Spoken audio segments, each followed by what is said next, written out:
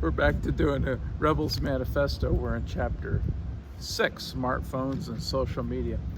Little distraction, I got a tugboat over here on the Ohio River. He went from the Mississippi to Ohio River, moving a barge, just making a lot of noise. A lot of activity out here this morning at Fort Defiance, but I wanted to cover the next chapter, just a really quick summary, and I haven't really done this with Sean's work yet. Give you a little outline of the chapter, little cliff notes, cheat sheet. He talks about the fact that, he loves his smartphone, and I concur, and I'll tell you why in a few minutes. But he jumps into your smartphone is not the problem. He said smartphones, however, do shape you. Screens affect how we assess truth. Screens affect us emotionally. Screens affect us spiritually. And I concur with all that. And screens affect our identities, and that's a big one. And he spends just a really short section on each of those things where you can probably develop a whole book on any of these topics. Then he says screens affect our relationships. And there's a lot of ins and outs with that. Quick tips for using technology wisely. Think before posting a picture, video, or comment. Take a break from your smartphone. Use technology for good, and be positive. I like what Sean is kind of distilled in just a couple pages of short reading if you're going through the book. But I want to tell you why I like my smartphone, and just a couple words maybe of caution or just things to keep in mind. I love my smartphone. I don't love this smartphone. This is my work phone. It's an Android. I hate Androids. I'm an iPhone guy, and trying to adjust to this has always been a challenge. So I don't love this phone specifically, but I do love that phone that I am videotaping from right now. And that's one of the big reasons why I love it, is I can do this sort of thing anywhere. I don't have to carry a camera around to do these Pappy Trails kind of videos. I can come out to Fort Defiance here, excuse me, pull over the side of the road and just start talking, because I like to talk. But there's so many things on this phone that I use that in the past have been kind of scattered all over the place. Used to use a daily planner, used to write things down in a book.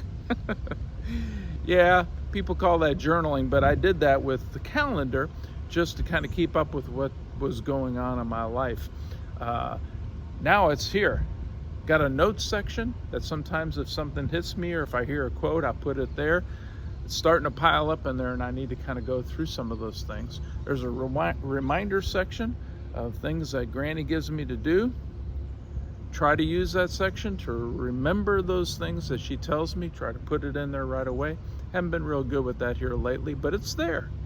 Got lots of apps on this phone.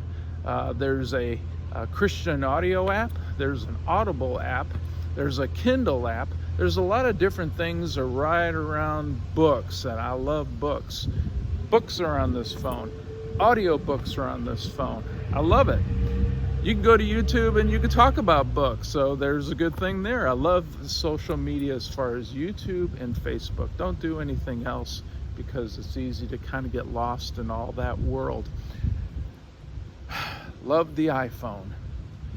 Mainly for those reasons, but also because it's a phone. I get to call people. I do get to text folks and keep up with relationships that way, but it's still a phone, which is great. I'm glad they didn't get rid of that feature. Oh gosh, but there's so many other things. I was thinking about this last night. What are those things? And I've got just so many different apps on them. Just as a side note, if you are interested, you can sign up for all these different restaurant and business apps, where you can get points and get free stuff, and I love free stuff. This phone helps me keep up with that sort of thing. So anyway, I think I wrote pretty much everything. A lot of people use the iPhone for games. I use games every once in a while. When I get on an airplane, I'll do Bejeweled and I'll do Solitaire.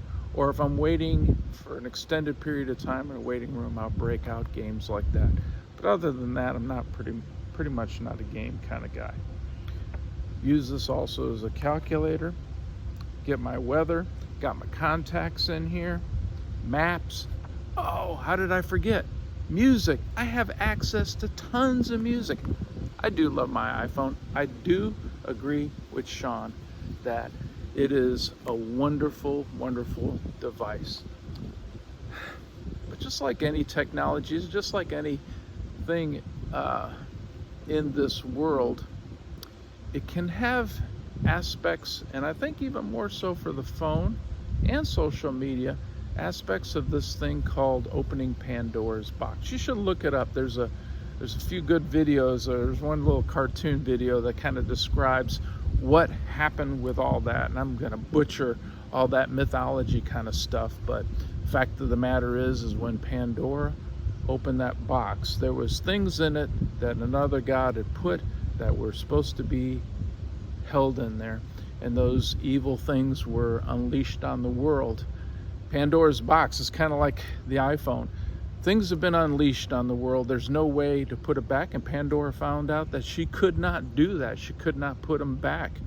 But inherent even in the midst of what was unleashed on the world at that time because of what Pandora did, and this is a part of this mythology I did not know about, but there was hope kind of built in. It's interesting how that kind of corresponds to the Christian message as well, is that, you know, there's evil in the world, but there's hope. There's hope through the gospel of Jesus Christ, who can help us as we're being shaped by these different technologies. The hope of the gospel, the hope of a relationship with Jesus can help us walk through those things.